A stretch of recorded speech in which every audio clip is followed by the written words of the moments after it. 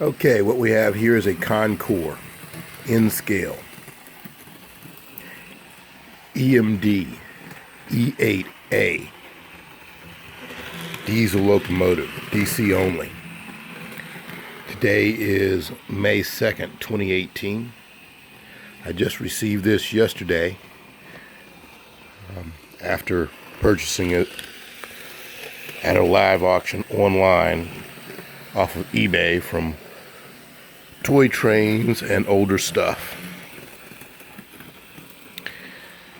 Right now it's running fairly good, but my track work has a little bit of issues in it for such a long engine. At lower speeds, this engine has a lot of trouble coming up this hill, especially right here. It even slows down a little bit right there, you can see it. It's due to the wheelbase is so long. It's got 12 wheels, 6 axles. Right there is a small issue. There's a dip there I need to correct, and then right around in this curve right in there, some issues if I slow this down. So I'll make a small attempt to do so. This was an AA set, one powered engine, one dummy engine. You can see it having issues right there, so I kind of need to run it at a higher speed in order to get past that issue right there. Now, Spook Show suggests that this is a fairly decent engine. It was made in like 1984. What's interesting about it is the shell is made by Rivarossi in Italy. It's the same shell made several years earlier for Atlas by Rocco. The mechanism on the inside of the engine is made by Cato, and so are the trucks. To be made such a long time ago, the engine does have standard flange wheels. This is code 55, which typically, if the flange is too high on the wheels, that would be a problem for this engine. I have the other A unit that I'm going to connect to it, but both of the engines are numbered 5021-A. B units were made later, several years later. I acquired this as a set. Came originally as a set by Con-Cor. I'm going to add the other unit to it here in just a second and resume this video.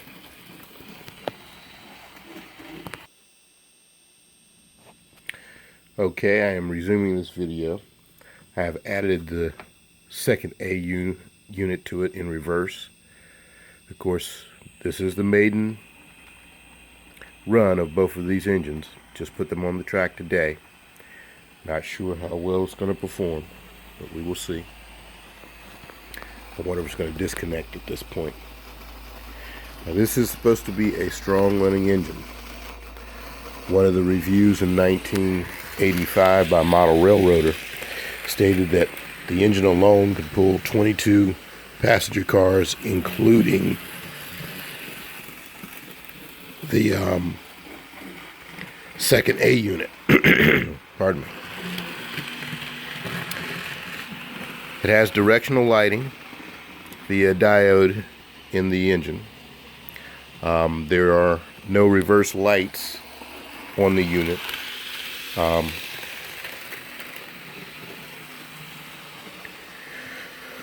So when I put it in reverse, we will see what happens, but inside the mechanisms there's no reverse lights.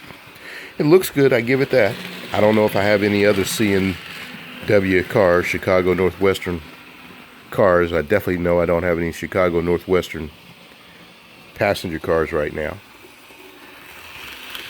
I pretty much bought it because I have been interested in quite a few items during that auction, and the auction went so fast and was so hinky that everything I bid on, I just couldn't get a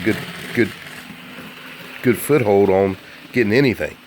And there's like 323 items that he offered, starting at about 10 a.m. and it got to be about 4 something, and everything I had bid on earlier had just not panned out for me. So I made a bid for this one and just happened to pull it off. Originally this set was valued in 1985 at $59.98. I purchased it for $50, but with all the auction fees and everything else, shipping, $71.77 delivered to me.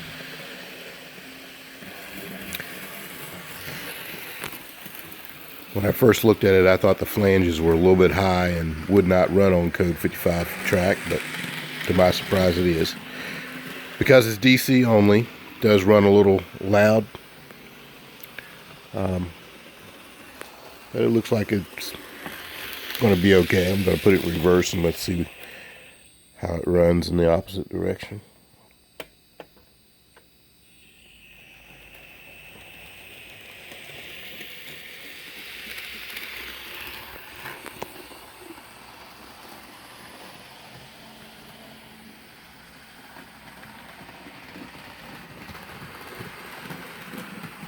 Has repeater couplers on it.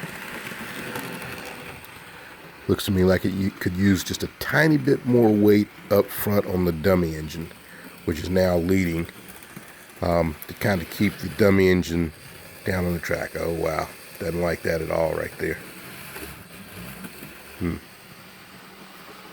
Wheelbase is so long on this thing, it's just incredible.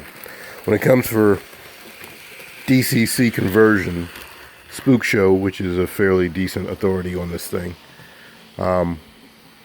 has no recommendation whatsoever.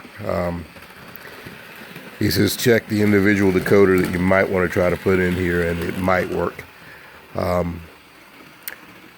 He doesn't say whether or not it's difficult, whether or not you'd have to modify the shell or modify the frame. I speed it up just a tiny bit more to see if it'll get through that area right there any better. There are a few prototypical issues as far as this being a little off scale with the wheels.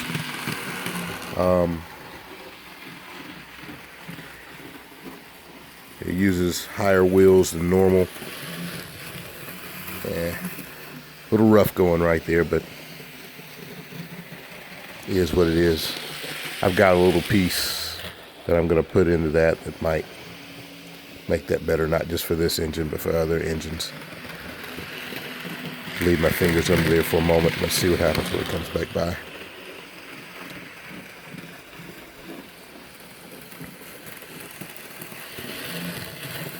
Yeah, that would be a whole lot better.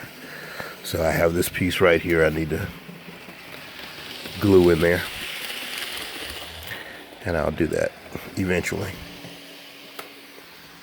Okay. Well, it looks good. I'm going to see if it's capable of pulling the double stack 5-car train set here. So let me maneuver some trains so I can do that. We're at 8 minutes and 43 seconds on this video, so I'm going to stop this video and then I'll start another video.